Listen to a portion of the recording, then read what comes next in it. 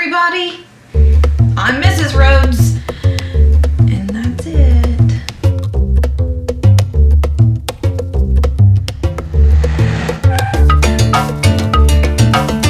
Well, Mr. Rhodes is right here, but this video is for all the ladies, I guess. Just gonna try not to look at you. All the ladies out there. Guys, you can keep watching. It's probably not a very comfortable topic that I'm going to talk about, but anyway, it could affect you. How should I say it? This video is going to kind of talk about my journey with endometriosis. If you don't know what endometriosis is, it is a disease that affects women from the ages around 6 to 60. I mean, it's a large range. Pretty much whenever you go through puberty. And what it is where the tissue from your uterus grows outside and gets thick and can cause cysts and lots of pain and bleeding and scar tissue. Horrible, horrible stuff. If you don't know, this will tell you what it is and kind of what the people that have it go through. It's a lot like a period, but like times 5 million. Maybe not that, but times a lot. And the people that are watching this that do know, I hope that this video helps you and inspires you. When I found out, it was actually March, which is Endometriosis Awareness Month. So it's a weird feeling when you're diagnosed with, I think, anything. But it's weird because you kind of feel relieved because you think, wow, there's a name to what I have. I'm not crazy. What I feel is real. And then at the same time, they tell you, oh, I think it's endometriosis. There's no cure and you have to live with it forever. There's no real way to know for sure on the outside of your body that you have it. Pretty much the only way for them to know for sure if you have it in a stage, there's 4 stages of endometriosis, is to do what's called a laparoscopic surgery. And they do this for all types of things. It's pretty much, they make a little incision by your belly button and some around possibly, and they go in with a laser and they burn away whatever shouldn't be there. And when they get in there and they see how severe it is, this is so weird. Some of the symptoms are, I'd say, severe pain. I have stage 2, 4 is the worst, 1 being the least. Pretty much it affects my everyday feeling, I guess, of everything. It's really hard to explain. I don't know. If you don't have it, it seems weird because people just think, oh, that's a bad period. But it's severe bleeding, severe abdominal pain. I have a lot of pain in my back to the point that sometimes it's hard to move or to do anything. I have a lot of cysts on my ovaries, so anytime that I ovulate, they burst and there's severe sharp pains. What else is there? There's sometimes you can get endometriosis on your bowels, which can cause you know, all that bad bloated whatever. But there is a thing called endobelly, which I get too often, but what it is you pretty much just get really swollen whenever you have a flare-up from all the inflammation, and it's just hard and uncomfortable and it looks like you're pregnant, which is ironic because one of the possible symptoms is infertility. And when I found out, I just cried and I cried and I cried, and I looked at all these different blogs and these sites where women talked about their surgery and all these things that have happened. Some women have to have like several surgeries in a year. I mean, I've luckily so far only had 1, and then I was pain-free, I'll say pain-free, for about 6 months, and then it came back. So another way to kind of treat it is with birth controls or hormone shots that trick your body into thinking that you were going through menopause. I haven't started that yet, but they're thinking of putting me on it. So if you are watching this and you've done that and you have any suggestions or any input on that, I'd like to know, because it's new to me. I went on these blogs and I watched all these people, and they were so sad, and it just brought me down, and it got to the point that I didn't want to work and I didn't want to do anything, and I threw myself a pity party practically, and I was worrying about things that I couldn't control anymore. So I knew I had it. I knew my options were slim with treatments, because they don't know how it happens, and therefore they don't know how to treat it.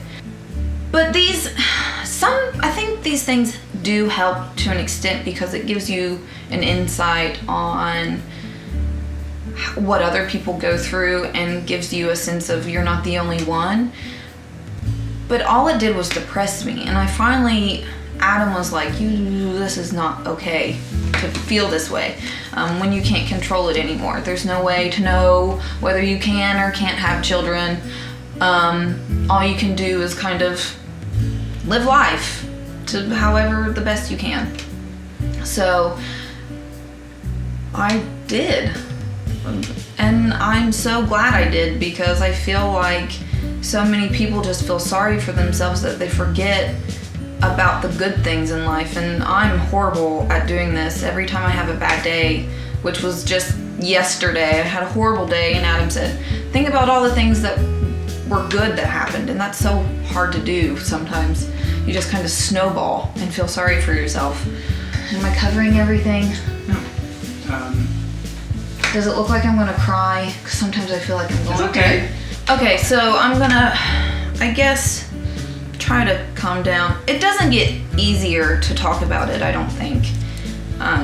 Every time I go to the doctor, my gynecologist, I make somebody go with me, because I'm always worried that he's gonna say something else and I'm gonna need somebody there.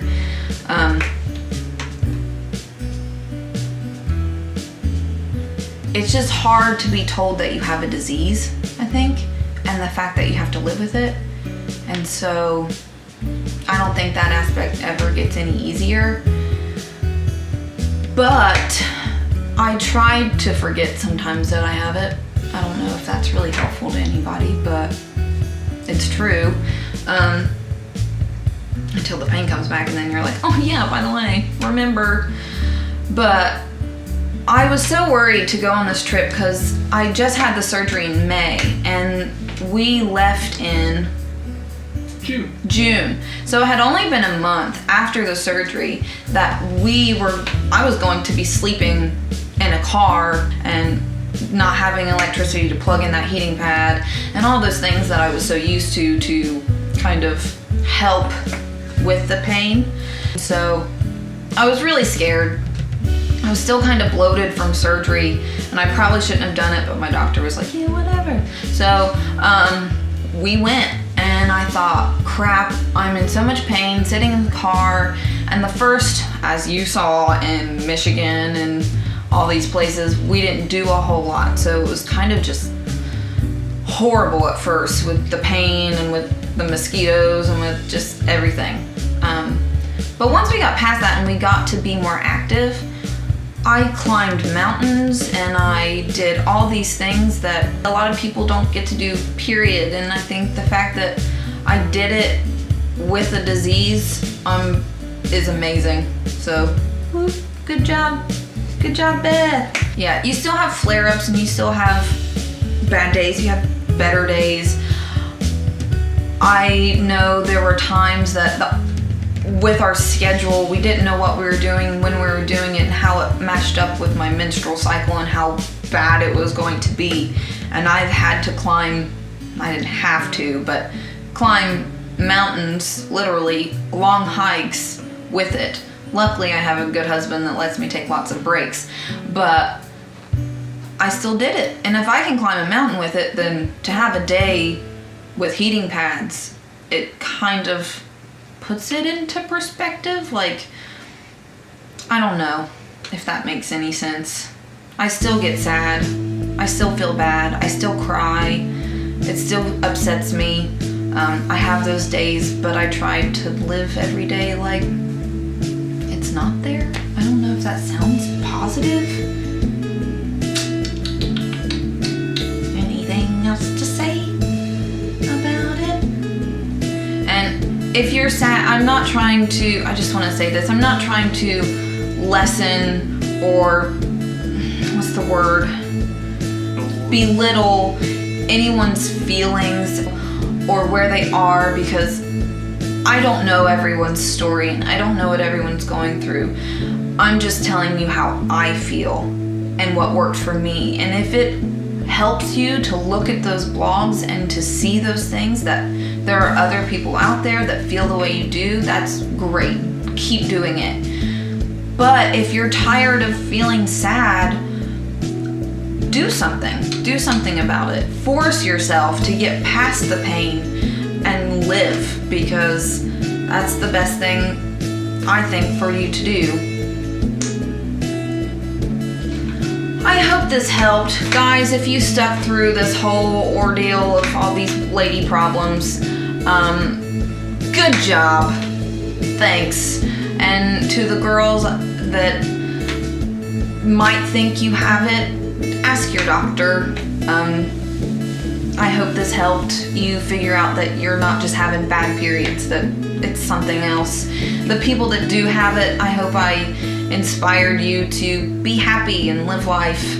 I also filmed another video on my second channel, which is Blueberry Jam, BLEU. I'll link it down below. A video about what I do during my flare-ups to make me feel better. So all the good stuff to kind of pamper yourself during that time of the month for any woman, or if it's endometriosis, your flare-ups when you just feel really bad. I hope everybody goes and checks out my new channel. It's a girly stuff, so guys, you can subscribe, but you probably won't like the stuff. I don't know. But it's there and I would appreciate it. So head on over there.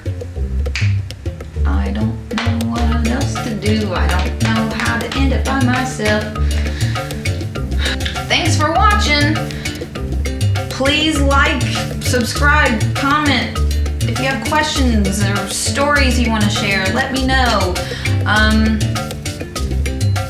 Thanks for watching.